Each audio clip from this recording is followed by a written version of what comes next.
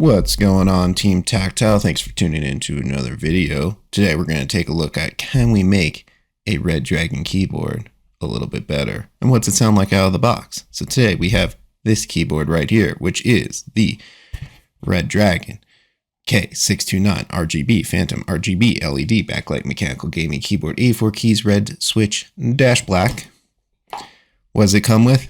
Comes with keyboard, comes with some extra switches, comes with a keycap puller, comes with their own pretty awful switch puller, but it does work. And you get some additional spacebar, escape key, and finally, something that you will not find in your Back Echo 65 packaging, a USB-C to USB-A cable.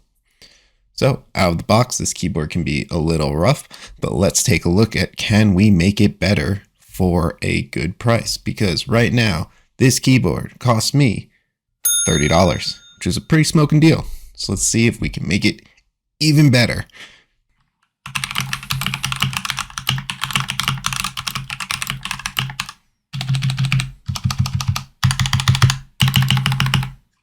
All right, pulled all the keycaps off, got them off to the side in a pile just to make it extra difficult for me to put them back on, because I always like a challenge. Who doesn't like puzzles, right? Legos are too expensive. $30 keyboards are what we should be playing with. So first things, I was just looking at what we're getting here. I don't see any lube on the stabilizers.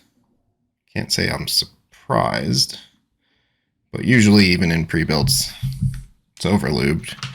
But very possible that there's nothing there. And then as far as, ooh, that's fun to get out. All these switches feel kind of the same sort of terrible, if I'm being honest, but that's okay. But just want to check as well on this if these have any lube in them or on them. And I would say no. So that's pretty interesting. Yeah, these are bone dry. All right, so finally got all these switches out. These suckers are in this thing so tight, but we got them out, and you can tell we're gonna have some problems just sound wise, but I did buy some stuff to try to make this better, so we're gonna probably just jump to upgrading this and modding it and seeing if we can make this $30 keyboard with probably the help of another $20-25 sound a little better. So what I originally bought for modding this was some other random thing off of Amazon. Happens to come with this nice little kind of separator. Assuming we got everything. Yeah, okay. So that actually ended up being way less frustrating than I expected. But all right, bottom of the case. It's kind of like looking at an ABS board. It's not crazy compared to like the KBD 67. That obviously has more, I think, based on the molding, but there's not really a ton of space down there. We're really going to focus more on the PCB itself. If I can separate that. Beautiful. Okay, okay.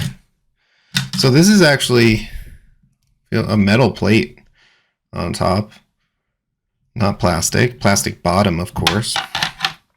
So that all goes there. And now what we're going to do is actually try to mod this thing together a bit. What does that mean? Well, the reason why I bought this is because it has two things, and hopefully they both fit. But tweezers and stuff are nice, but ultimately I was looking for some foam, which we have right here. Let's just make sure. Oh, yeah, baby. Look at that. That's going to work just fine. It's almost like it was made for this. So we'll have some kind of interference around some of these little standing spots and things like that, but not too worried there. And I'm going to actually go through putting all of these on each individual. Oh God, of course they're terrible to get off. Yeah, I was going to say they should be adhesive. So we're actually going to run through and do these one by one. If I had to title anything about this modding adventure, it would be tedious. That is the word of the day for all of this. But we got all these little pads on. Don't even know if they're going to help or not, but you know, it's a step in the right direction. Like I said, we're also going to add some of this here foam just around it all. So I think the only places we'll have some problems where you can see is, you know, around these little knobs and stuff that they got sticking up, but that shouldn't be a concern. We'll just work it around there. Really all I want to do is probably rip, unfortunately, this foam a little bit because there's so many things sticking up. I don't want it to be in the way, so I'm actually just going to use my screwdriver to hopefully work around some of these pieces just so that at least the foam can sit relatively flat.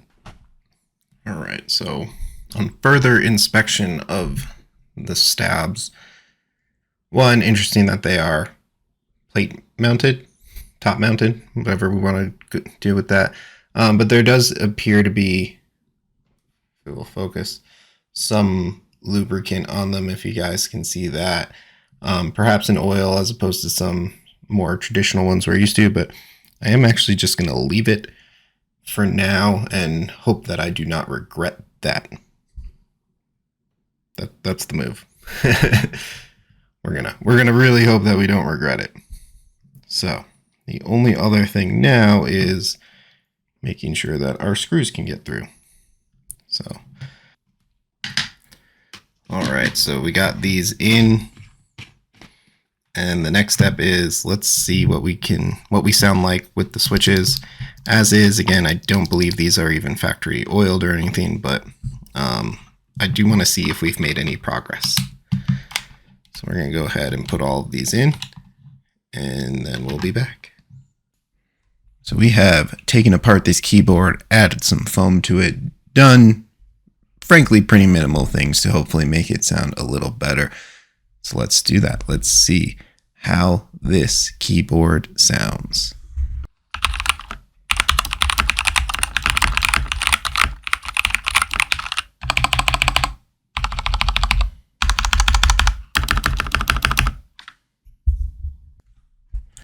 So real quick, let's just wrap this up, talk about what we think about this Redragon keyboard. And overall, sure, great for the price. Hard to beat for the price, to be honest. A little rough out of the box. I think if you put some time into foam, put some time into lube, you will very much get a keyboard that is reasonably sounding for an incredible price, which makes it sound a little bit better. So there is a bit of a gimmick to it. People obviously want you to use their affiliate links. I have my links in the description as well, so can't really blame people there. But obviously there's a little bit of that since it's available on Amazon and easy to get.